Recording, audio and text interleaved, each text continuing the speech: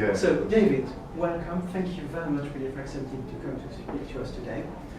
David and I we met really in 2013 at Léon de Bruxelles, which was one of the events that I started. I mean, this group since 2012, so it's probably the first year after really I started really doing things.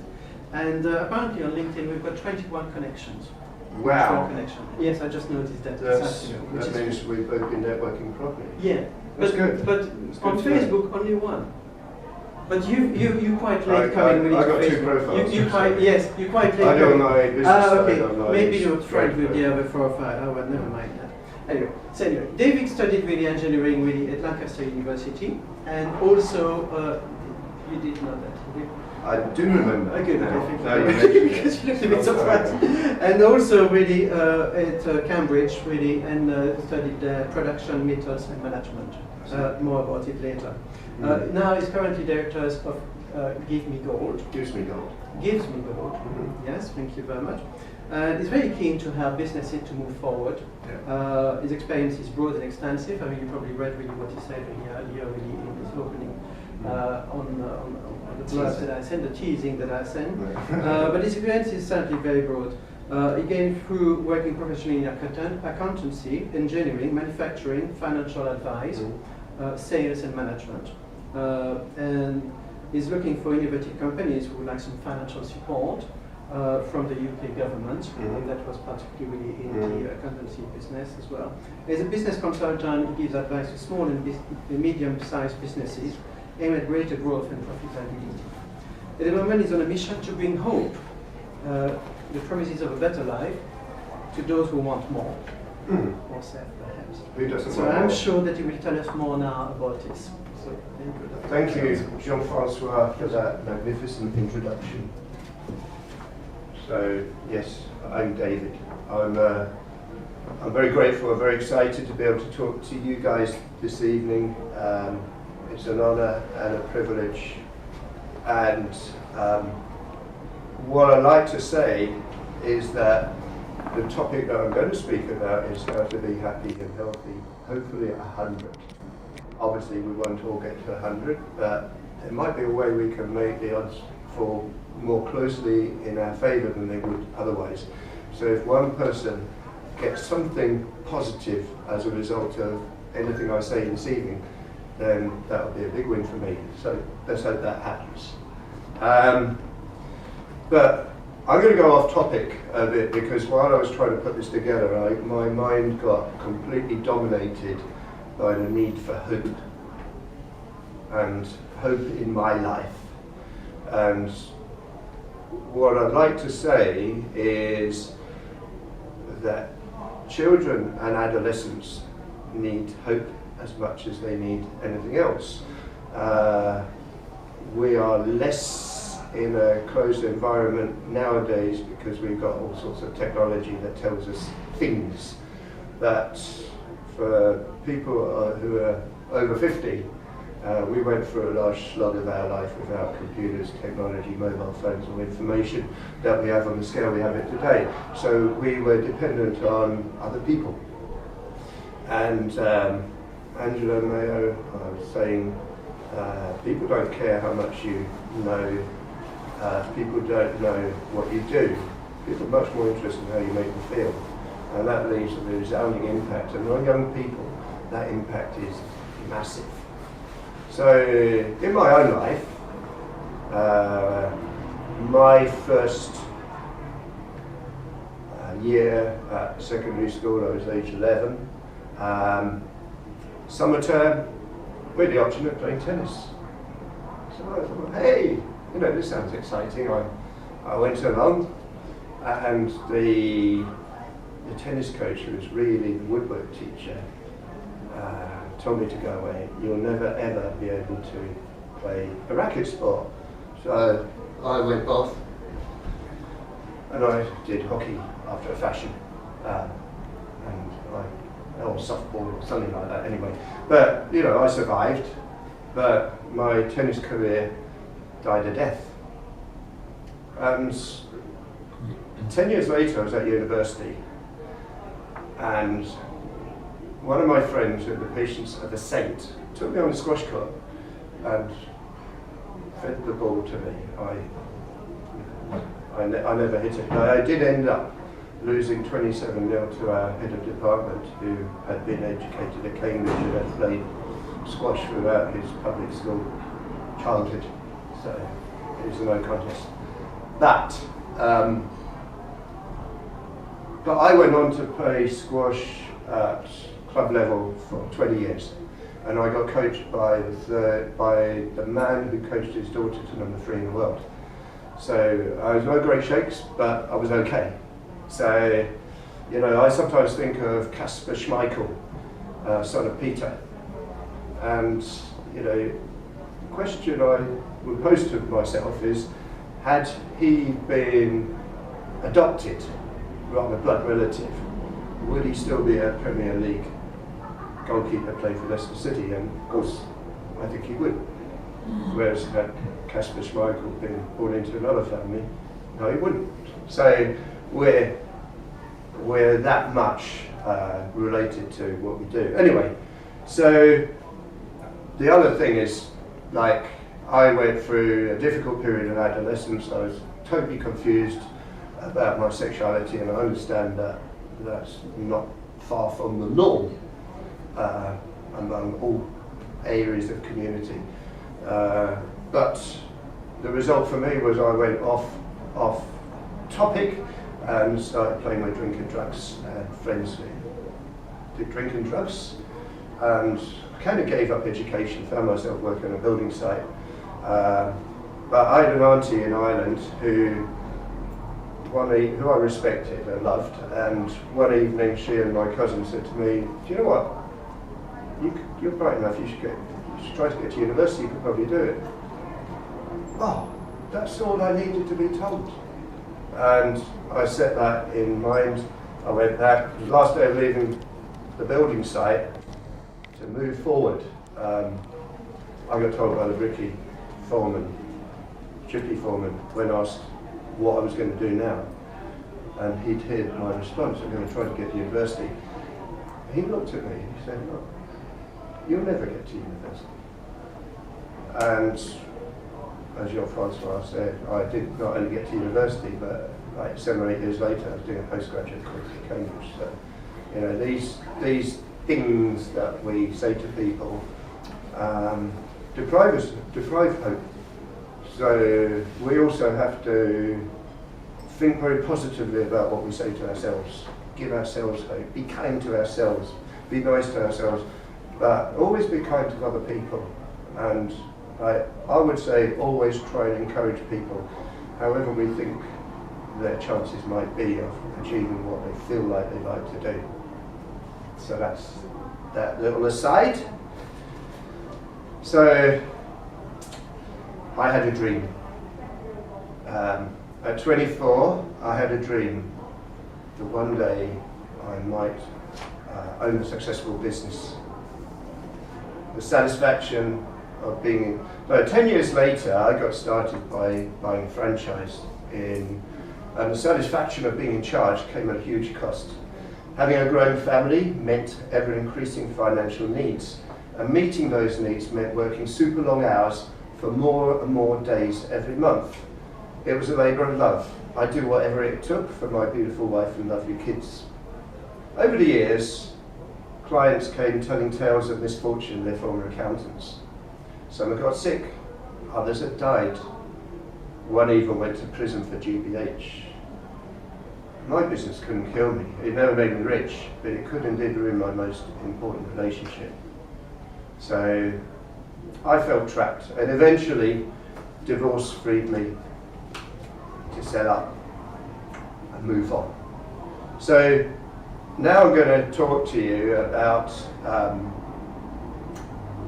how to be happy and healthy, hopefully 100.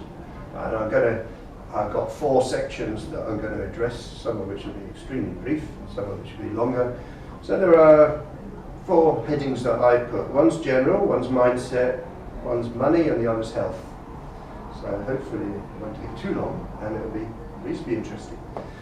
So, general, I had an auntie in Ireland.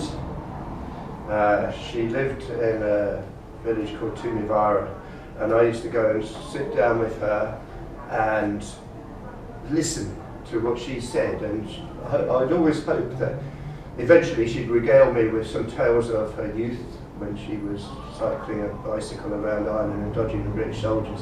At the time she was about 88 years old, and she told me that she was going to pass away at 92. She actually went on to 10 days short of her 105th birthday.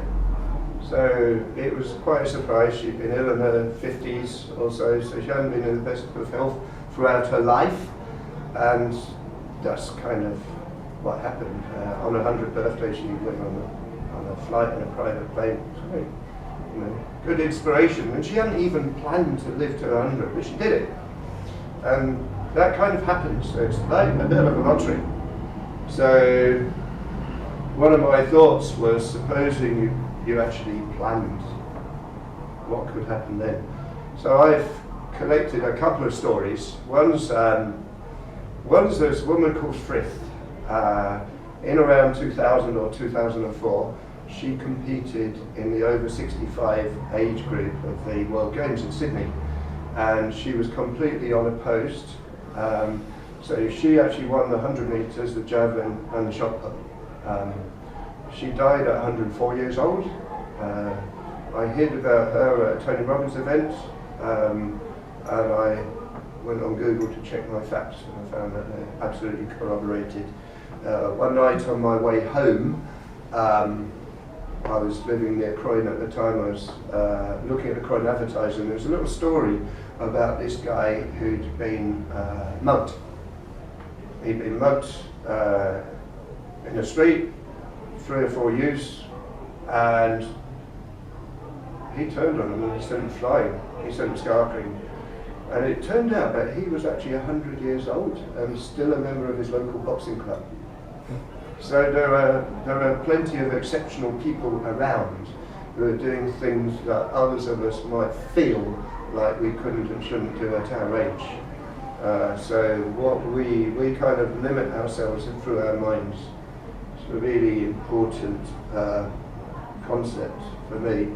Last night I watched 1 or 2 YouTube videos, and I found one that was really good. But there was an interview with a man who was 100 years old and still working as a New York lawyer, head of his practice on quite a large company. And he said, "Retire? I'm not tired." "Well, you retire because you're tired."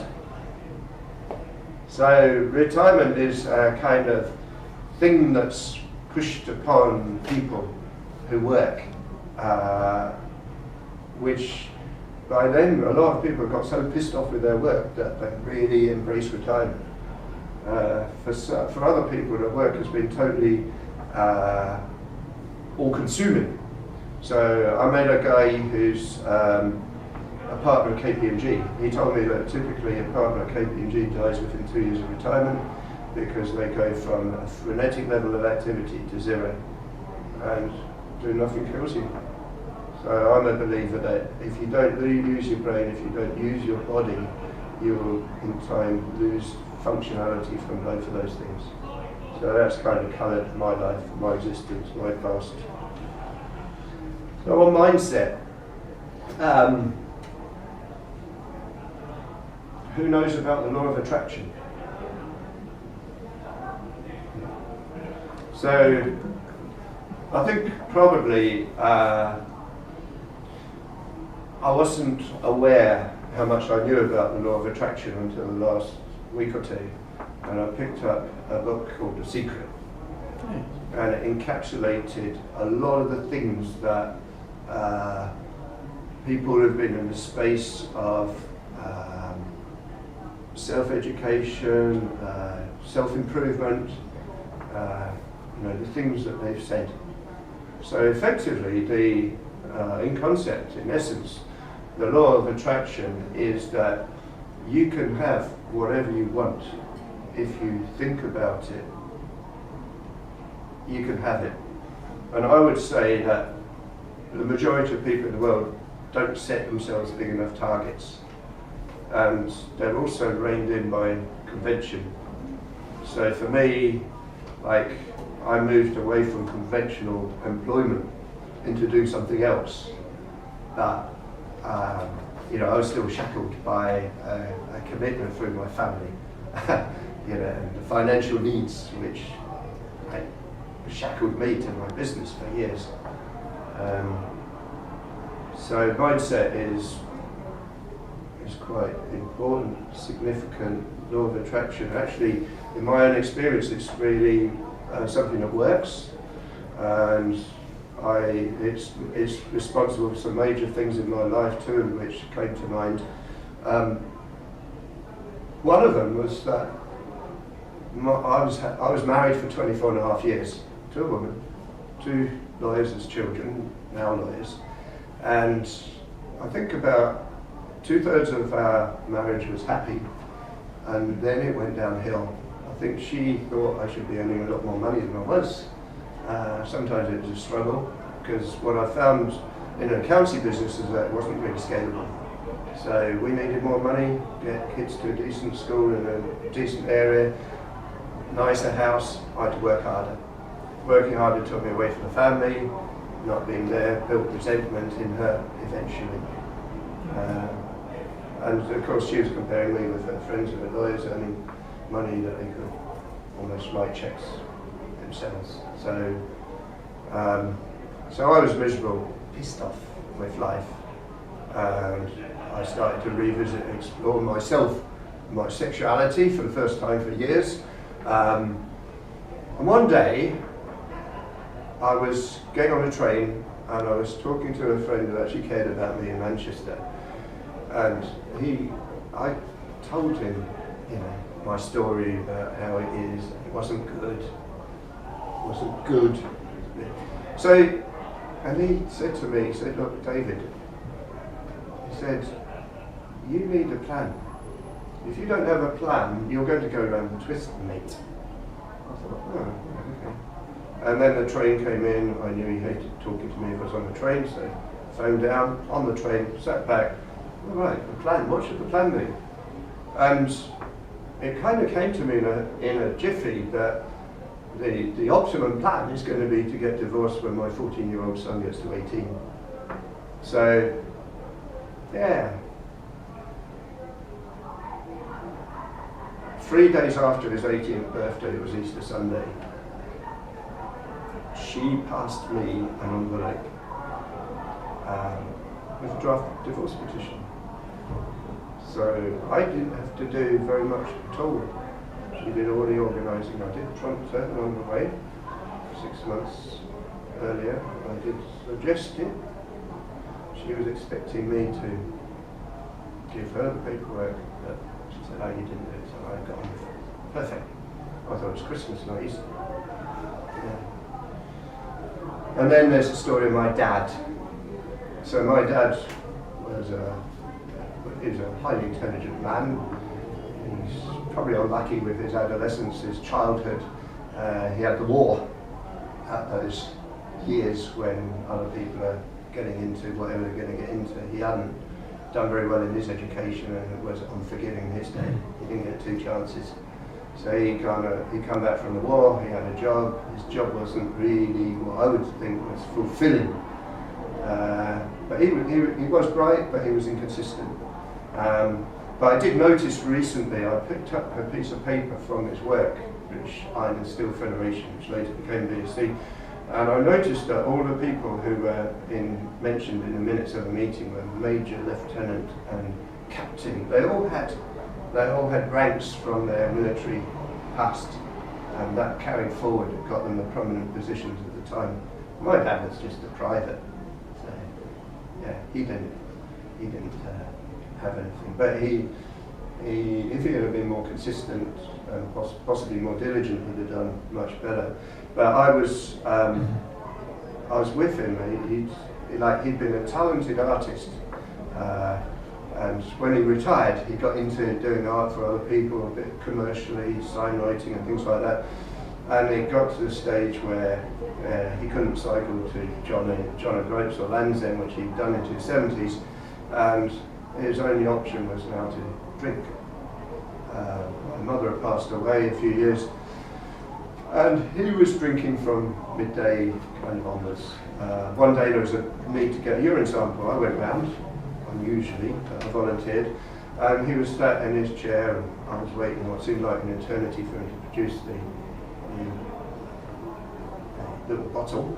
I was just about to go, and he said to me, he said, "Look, son," he said, "You know, I said I was going to live to 90. Yes. Well, it's not going to happen. It's not going to happen. Sorry." I looked at him and I said, "Didn't your father live to 90? He said, "Yes, he did." I said, "Well, in that case, you should have been planning to live to at least 95 because you bottled it. I'm not going to live to 100. And what I kind of missed was listening enough to what he was saying to think about and ask questions about what is it that's making you say that. And 2 weeks later, he was dead. Yeah, I couldn't talk to him again. I went to see him in hospital, but he couldn't talk to me. Sad, but you know,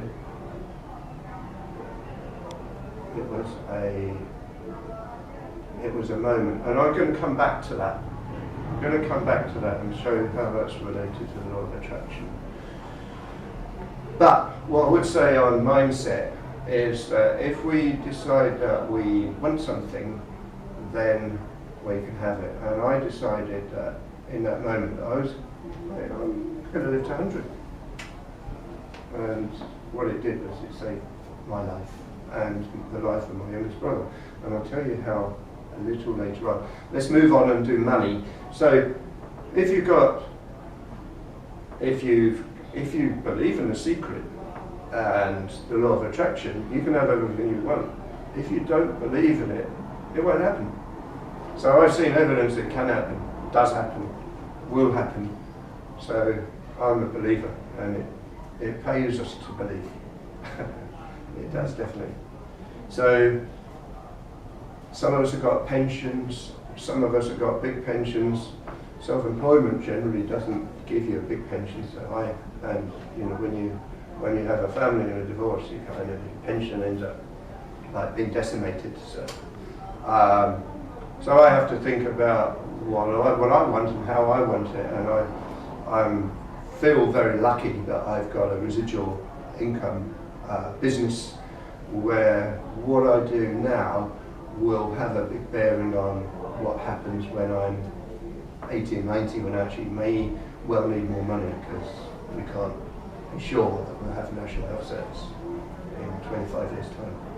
So, but some people will have a 2/3 final salary scheme, but they're like few and far between now.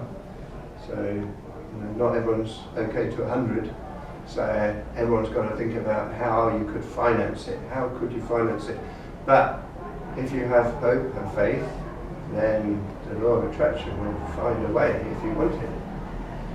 So on health. So I read a book recently by a guy called a man called Gentleman, I should say.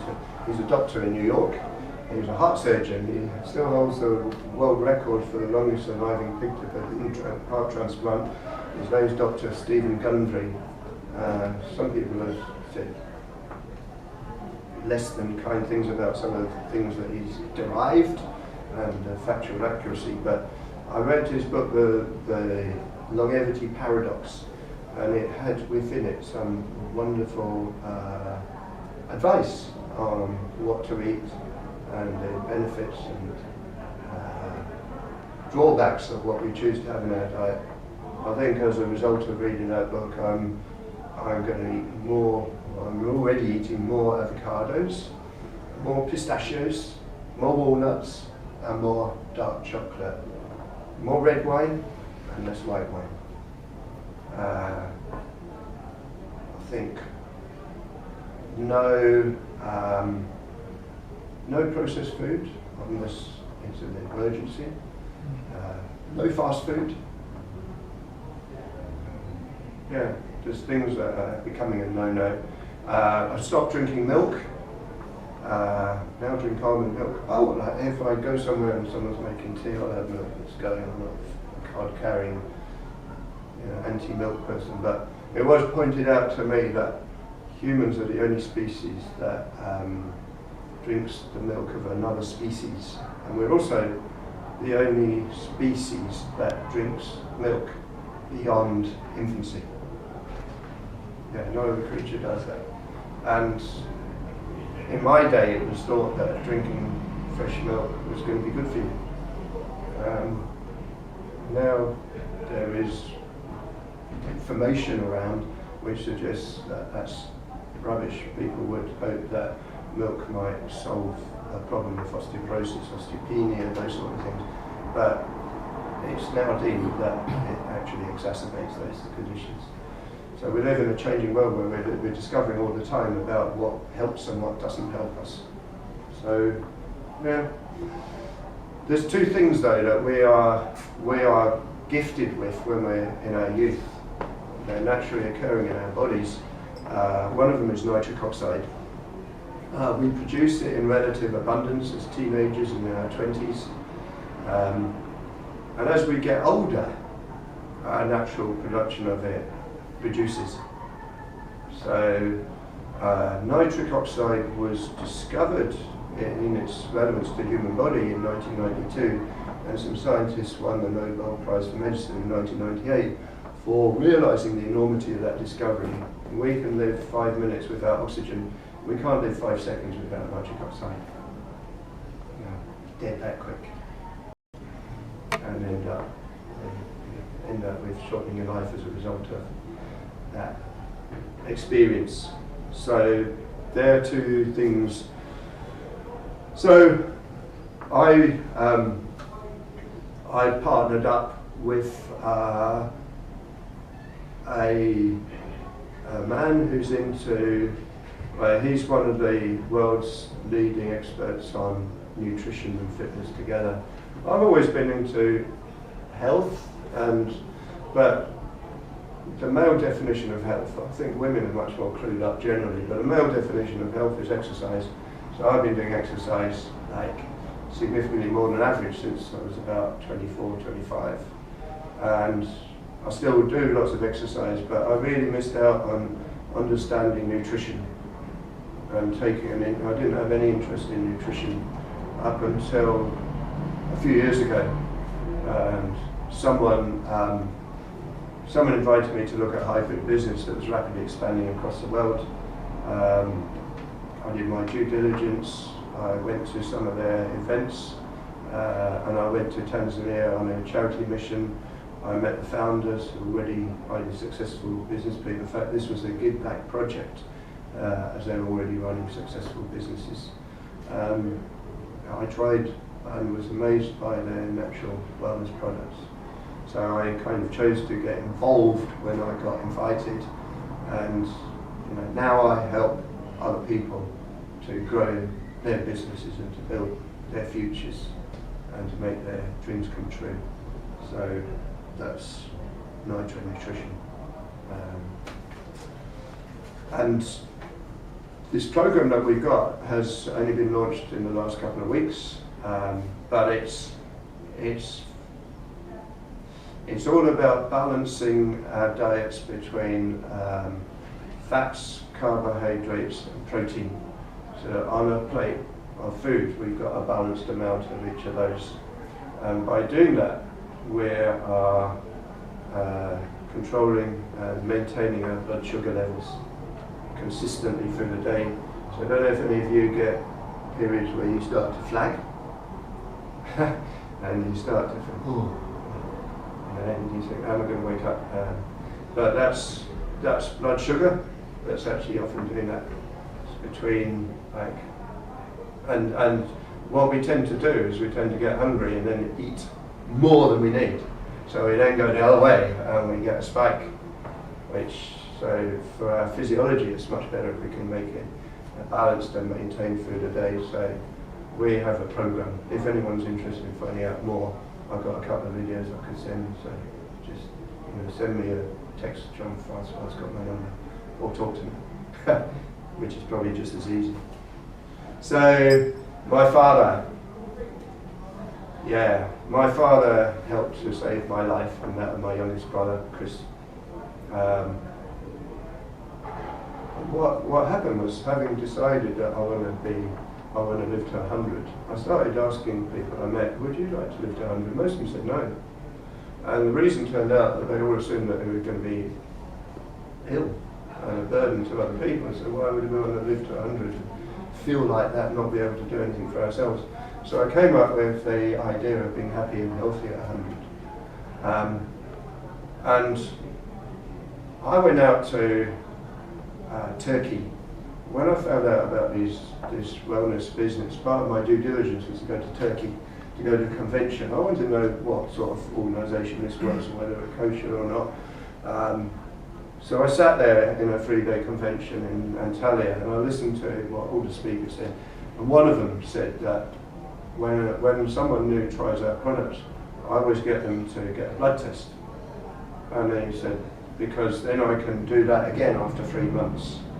And the black and white report invariably shows the products have done good, irrespective of how they feel. So I thought, well, that sounds really right. So I was on the plane coming home, and I was reading through my notes, and I got to that bit, and I turned to the guy sat next to me, my friend, and I said, look, did you hear what he said about getting a blood test? He looked at me, he said, are you over 60? I said, yes, I am. So he said, well, shouldn't you be getting a blood test anyway, regularly at your age? No one's ever suggested that before. I never felt a need. I've always felt I'm happy and healthy, so why bother? But then I thought, actually, it wouldn't do me any harm. So 2 weeks later, I marched into my GP. Said, I need a blood test. Okay, fine. Okay, fine. We organised that, and I had a blood test. She rang me. I was in Waitrose shopping for champagne on New Year's Eve. And phoned me. You had a blood test. Well, one of the findings, one of the results is like crazy. You need an MRI scan. Where you got a choice of 2 hospitals, this one or another. Well, I really. And I sent a joking text message to someone saying, oh, I just had a doctor ring me, I got cancer. And actually what turned out was that those words were true. So I spent January that year, 2019, being diagnosed with prostate cancer. But I didn't have any symptoms, I hadn't felt bad. In fact, because I've been taking these natural wellness products, I've been feeling really good, and I'd had loads of energy, and been really enjoying life. And suddenly it's, oh, you got prostate cancer. And I was also due to fly to Australia in a few days' time, and the cancer was like, well, no one knows how long it had been there, but it was pretty well confined to the prostate, or maybe around there. So it was, someone said it was curable. When he said it's curable, I thought, I got hope. They can just get rid of the whole bloody prostate. I'll get over it. So I went off to Australia against medical advice. Going anyway. Came back 2 weeks later, prostate removed. And 2 weeks after that, my youngest brother had his removed. So at a different hospital. He had private healthcare. So that's really everything I've got to say. Any questions? Well, thank you very much. I think we lost for words really. But thank you very much. It's amazing really, because it's really quite moving story. So thank you very much really for actually telling us that really today. But is anybody would like to actually ask a question, for example, on this product that actually you mentioned there? Well, it doesn't have to be about... Yes, or anything else really about the thing. Islands or whatever. But thank you very much. It was so interesting. I'd be interested to know more about the diet you're mentioning. Excuse me, I've got to go because I've got to travel. Thank you very much. It's been a pleasure. Excuse me, everybody. Nice to meet you as well. Thank you. James. Yeah, James, thank you. Nice to meet you. See you again soon, Bye-bye, James. yeah. Okay, bye-bye, thank you. Yeah, I can. Yeah, because I've got your number, I think. I'm the person I've tried many diets and so on. But Rome wasn't built in a day, so, Yeah. and diets don't work. Yeah, I know that. Diets don't work. So diets is like feast or famine. You need, I mean, for this program, it's actually eat more times, but less. You know, so, but it does work because it's working. Like they launched it in the USA a couple of months ago, and the results are astonishing. It's working for you because you believe in it. Well, for me, I didn't need to lose weight, but I'm pleased to note 2 or 3 weeks ago, the program's in like a 3-week reset phase, and then it's like accelerate. So you cut certain things out of your diet, and then you bring other things back in. You bring some of them back in, and you leave certain things alone. But I hit my 24-year-old weight for the first time since I've been 24, or around then, about 3 or 4 weeks ago. I'm pleased. Well done. And you have 10 kilos to lose to get to it. Well, at least you got the mindset. Actually, no, less than that. I think probably 6 kilos now. Yeah. But yes, I think that's true. Suddenly, my doctor told me, you know, your weight should be actually that. And I said, really? I haven't been like that since 24. Yeah. But one of the most useful things that I've learned in my recent past is how to be consistent. And I think in my youth, I realised that in school I could be one of the brightest and one of the thickest on alternate days. We went and played some ball game in the Scouts called handball, and I found that it was like a lottery. On one day I could go along and I'd be the best player there, and another evening I'd be appalling, and I couldn't work out which was going to be which. I had no idea whether I was going to be absolutely wonderful or absolutely useless, and I was just totally confused. I just found myself incredibly inconsistent. That probably had a bearing on my academic results, which were mediocre. And David has his head in the clouds. David, you must get down to some serious work. Those sort of things in my school reports. But I had a look at my dad, and I realised that he was incredibly inconsistent.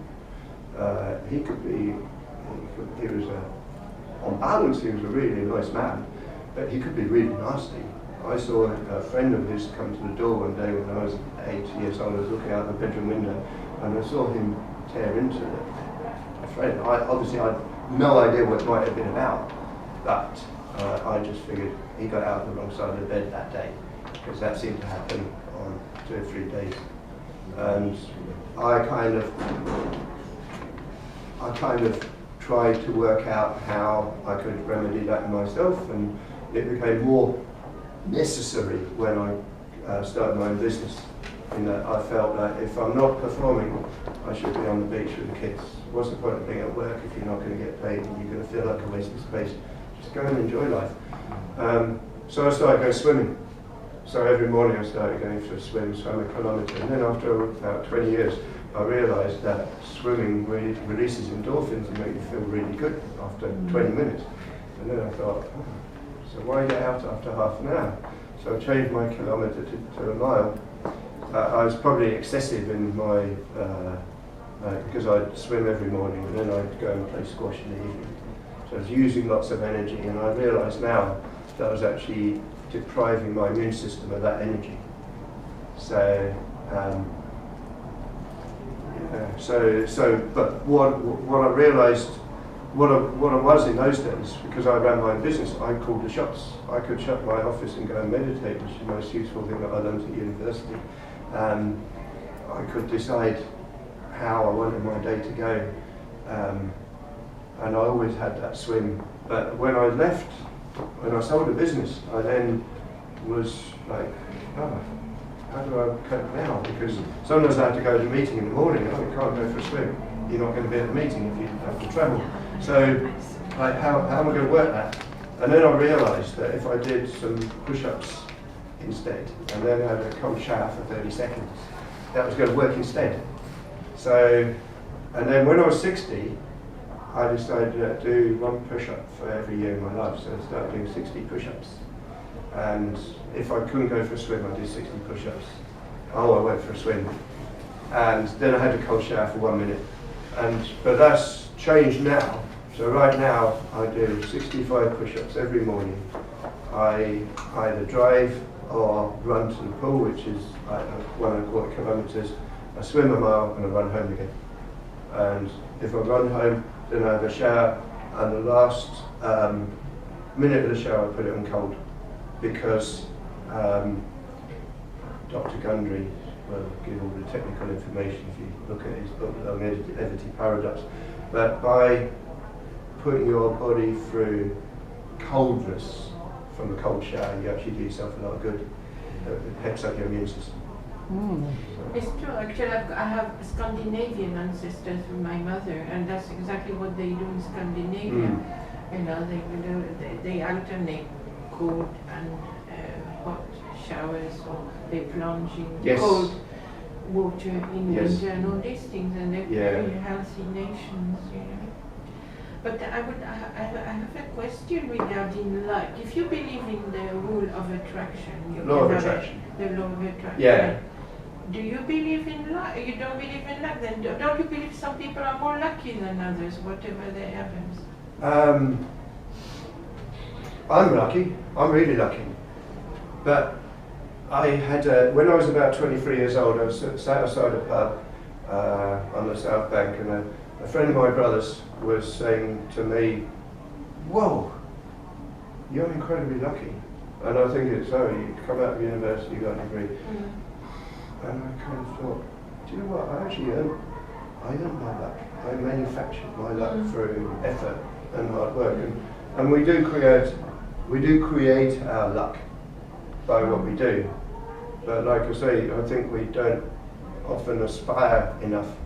Those who could, it's not necessarily, it depends on what your scale is of measuring success.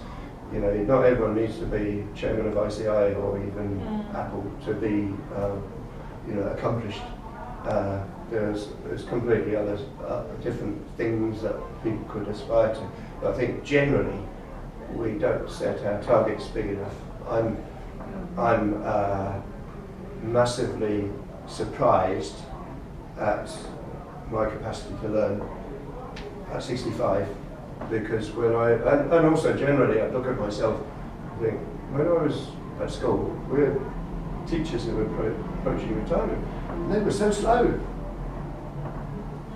There weren't any of them who had anywhere in their slide. I mean, of course I benefit from what I take nutrition-wise as well, and they probably didn't. But we create our own luck. There's a saying, there's a guy called Bob Proctor, he's got an incredible book on Audible, it's very long, but he says that our inner world creates our outer world. So whatever we see around us, we start off with inside our heads. I think we've got time for one more question, perhaps now really. Anybody would like to ask a question really to David before we actually close down the recording for us? Because I think the battery is just about to get on. have one. Yes, please, yes, go ahead. Yes, about the competitiveness, because I heard that you did some sport. Usually sport is quite competitive. Yeah. You play to win. That's yes. Of course you I do. mean, unless you play for pleasure and just relax.